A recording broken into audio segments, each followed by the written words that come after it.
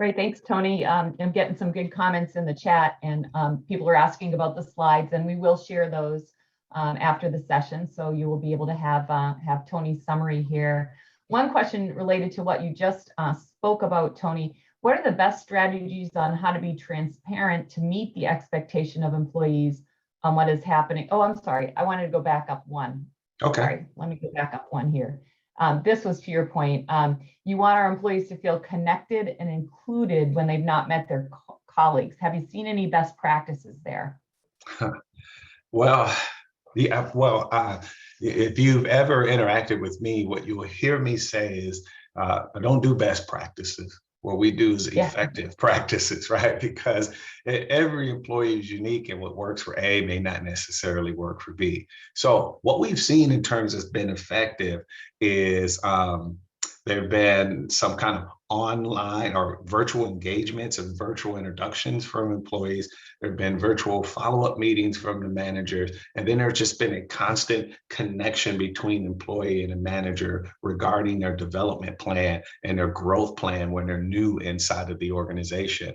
And so as opposed to giving them the checklist, because it used to be, hey, people want to follow it themselves, what we're starting to see is a little bit back old school, where the manager is having a much more engagement with the employee about the direction and their growth, and that the manager is being intentional about building connection times and connection points. So what we've seen as being the most effective piece is just that manager having time to actually interact and get engaged with the new employee, excuse me. A few questions here on accountability. So could you talk to your experience in driving shared accountability for DE&I goals across leadership, managers, and the broader employee population? What have you seen there, Tom? Yeah, that's a good question. So what we've seen is two things: is that shared accountability is actually happens when we've seen fewer goals from the organizational level.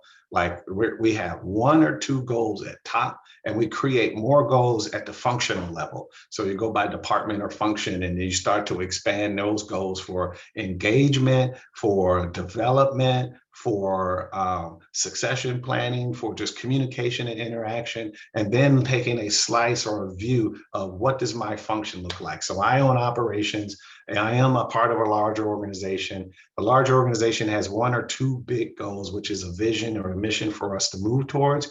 Me as a functional leader, I have three goals that will contribute and will be based on where I sit in operations. That's going to contribute to that overall larger goal. And what we've seen is sometimes people will say, well, we want to increase diversity by X, and then they just push it down when really it needs to be based on function by functional leader, so that you can look at how she or he looks currently, and then what things that they can do to make transitions or growth inside of their function. And so I think that probably answers this question in the chat too. Should you push through the numbers or try to change behavior and mindset? And I think you're in the latter camp, right, Tony? Well, I'm in both, actually. Yeah. So, the thing is, what I always tell people: never just give a numeric goal by itself. You can't. You have to give a goal plus behavior, because those two things need to work together. So some people would say it's quantitative and qualitative, or soft and hard. But yes, I need to have something I'm striving for, but I also need to make sure that as a part of that goal, there's some behavioral things that go with it, so that we don't incentivize the wrong behavior, and so that we don't get to a point where individuals are just doing things but not really contributing to the culture. Yeah, I hired 2 of X, now leave me alone, Tony, type of a thing. Yeah. Yeah. Here's a different question in the Q&A. How do you feel about targeted career development / discussions specifically with diverse employees, particularly Black African Americans?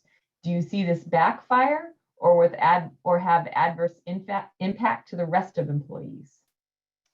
Yeah, I mean, that's a great question. And I think it depends on how that is approached, right? Yeah. So, I do think you should have targeted discussions regarding growth and opportunity and development for all employees. And then I think where you start to see where you have some historical disadvantaged groups connected out for one reason or another, that it is okay for you to start to think about what are some things that we could do developmental wise to kind of engage them.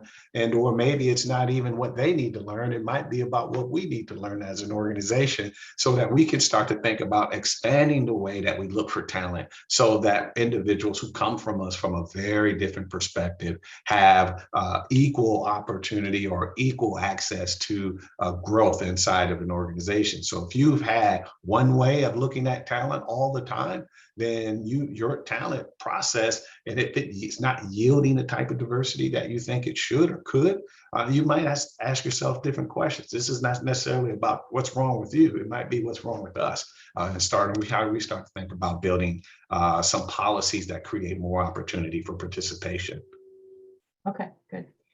Couple questions in the chat too around transparency. So what are the best strategies on how to be transparent to meet expectations of employees without oversharing or speaking too soon? And then there's another one similar down that, you mentioned the need to be more transparent, to show what organizations are doing. What have you found to be effective communication strategies? Yeah, what I found in terms of transparency, what I think helps most is for people to have a progression. And yes, we have this vision at the end of, I'm going to make this up 3 years, but what you have to do is show them the mile markers. So here's how we're going to grow over time, because people will confuse making progress with being successful, or they won't understand how initiatives and events and activities that you're doing are contributing to the larger goal. So how do you break that up to say, if we're going to make progress, we should start to see this level of progression over time. So really starting to think about the journey and how are we making progress. So that's how I would think about that, breaking that one up. And then the last one, Beth, you said was transparency. I'm sorry. Transparency. Sorry, on scrolling up here. I think it was just being more transparent on what's happening, what's planned, and in D&I, and how to, yeah. I think you kind of answered. Yeah, I think that might do it. It's steps. Yeah. It's always about steps. You're going to see this, then you're going to see this, then you're going to see this, and then at the end of the day, this is going to lead towards our overall progress. Yeah. And then there's one more in the chat, and then I'm going to turn it back to you to talk about the CDO program. But sometimes I feel companies concentrate on D&I, leaving out D&E, diversity and equity, leaving out the inclusion part. And I know what I've seen from our CAHRS companies on this is, it's really kind of an evolution, right? You've kind of got to start with the diversity part around representation and respect and all that kind of stuff. And then people move more into inclusive behaviors, inclusive culture, et cetera. It's almost like, you kind of need a mass of employees to shape that inclusion part. What else would you say to that, Tony? Yeah, I would just say this is one of these unique things where you're actually trying to do multiple things at once. And this is what makes diversity, equity, and inclusion a change strategy. So to focus on diversity without focus on inclusion is actually going to be a problem. It's not going to be successful. To actually make progress for diversity, but you don't have equity in terms of your policies and other types of things, what you'll start to see is blockages. You're not going to see talent moving, and then you might see talent either leaving the organization. To focus on diversity and equity and then not having inclusion definitely is a recipe for individuals experiencing high turnover with groups who have been historically disconnected from them. And so these things kind of work in tandem. But it's like doing a math problem where on the other side of the sign, if one is 0, then the other side is going to be 0. So you really got to figure out, how do I get some points in each of the 3 columns? Gotcha. So you've got a new program you created, and we just piloted. I wanted you to mention that to this audience. Oh yeah, thank you. So we have the Modern CDO, Modern Chief Diversity Officer program, and it's a really unique program. And it is actually a program for new leaders who have recently transitioned to the role of CDO.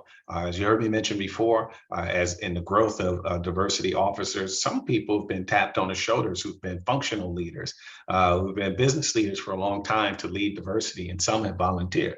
But what we're doing in this program is we're taking small cohorts of individuals and giving them a unique experience and insights to what it means to be a chief diversity officer. We're actually helping them see around the corners, right? It is not a program like, if you've never run an employee resource group, help me run an employee resource group. What are the tasks that are required? Because I think there are other great programs that we offer who do this. This one is a much more strategic role that it can help people see around the corners, connect with high-level leaders, understand what are the challenges that diversity leaders need to solve for, and then get some insight about how to do that. So it's a great program. We had a great group of 17, 18 people that just finished up this past summer, and we're looking forward to doing it again in the spring in a more hybrid fashion, assuming the world looks different. Right, right.